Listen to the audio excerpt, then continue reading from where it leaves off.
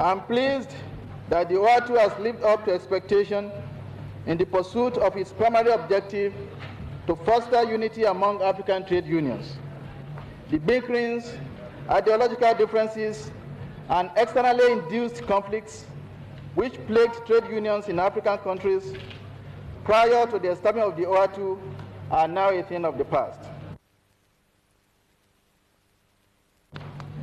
Governments of many African countries, one after the other, have been compelled to adopt economic recovery measures which demand of their people a great deal of sacrifice in the short term, but whose main objective is self-reliance.